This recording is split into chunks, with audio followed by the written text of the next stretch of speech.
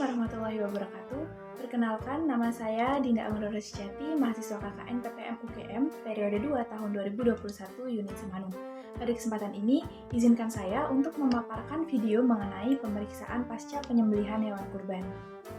Hari Raya Idul Adha merupakan saat di mana distribusi dan konsumsi daging pada masyarakat sangat tinggi, sehingga perlu tindakan pemeriksaan sebelum hewan disembelih atau sebelum daging terdistribusi ke masyarakat untuk dikonsumsi.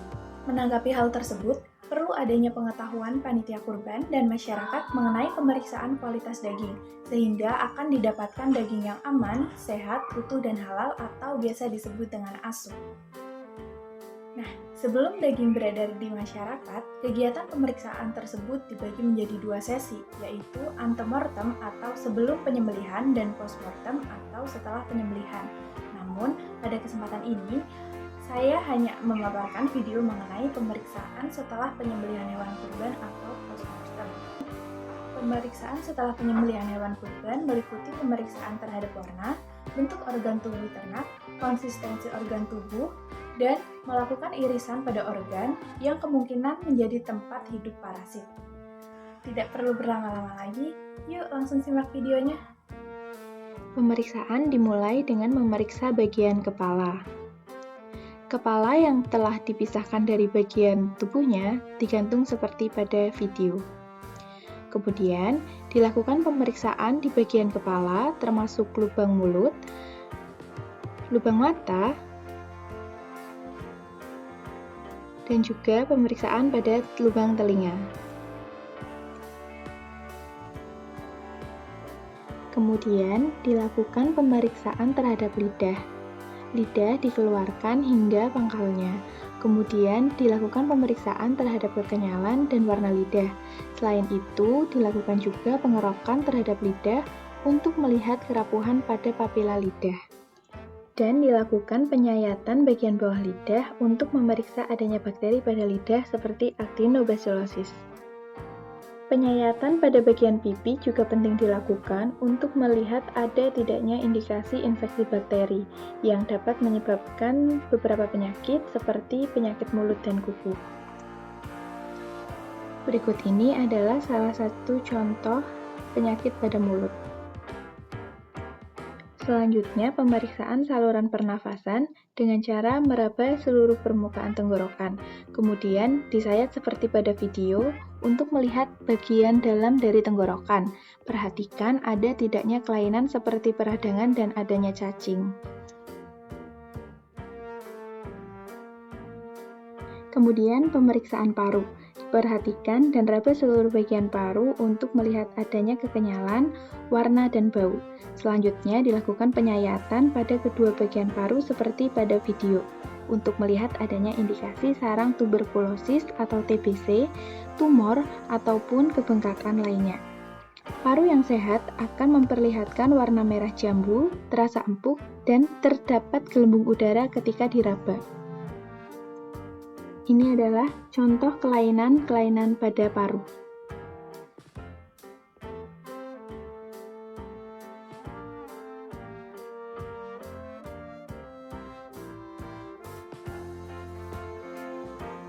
Selanjutnya adalah pemeriksaan pada jantung yang dilakukan dengan melihat dan meraba untuk melihat adanya peradangan pada jantung. Kemudian, dilakukan juga penyayatan seperti pada video.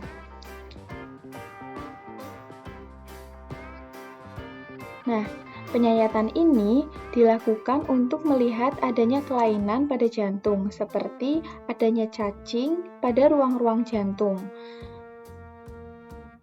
Perlu diketahui, jantung yang sehat akan menunjukkan warna yang mengkilat.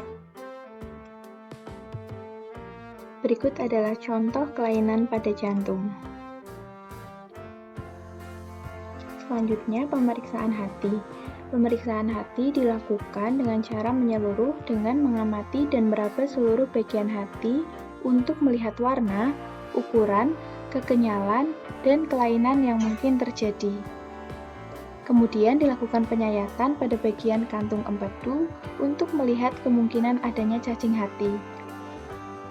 Hati yang sehat memiliki warna merah coklat sedikit gelap secara merata. konsistensi kenyal dengan tepi cenderung tajam.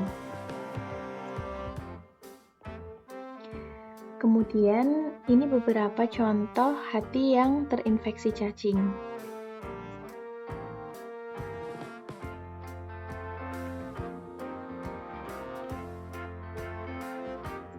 Selanjutnya adalah pemeriksaan ginjal. Pemeriksaan ginjal dilakukan dengan cara mengeluarkan ginjal dari pembungkusnya, kemudian dilakukan pengamatan, perabaan, dan penyayatan pada ginjal untuk mengetahui adanya pembekakan dan peradangan. Ginjal yang sehat berbentuk oval, gepeng, berwarna coklat, mudah dikupas, dan kekenyalannya elastis. Berikut ini contoh-contoh kelainan pada ginjal.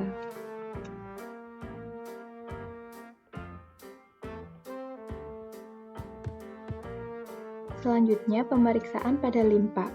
Pemeriksaan limpa dilakukan dengan mengamati dan meraba seluruh bagian limpa.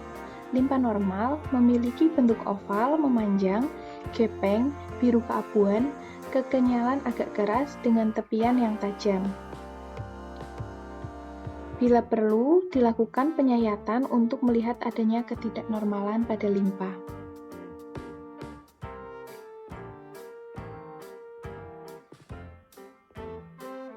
Berikut adalah perbandingan limpa normal dan limpa abnormal.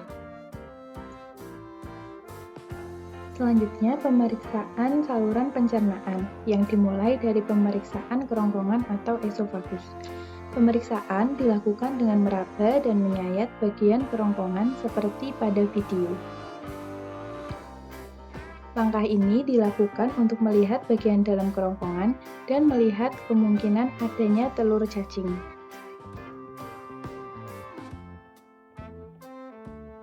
Kemudian dilanjutkan dengan pemeriksaan pada rumen dan usus. Pemeriksaan dilakukan dengan mengamati dan meraba daerah pencernaan untuk melihat adanya parasit atau kelainan lainnya. Jika perlu, dilakukan penyayatan pada kelenjar. Kemudian pada usus juga dilakukan penyayatan untuk melihat kemungkinan adanya cacing.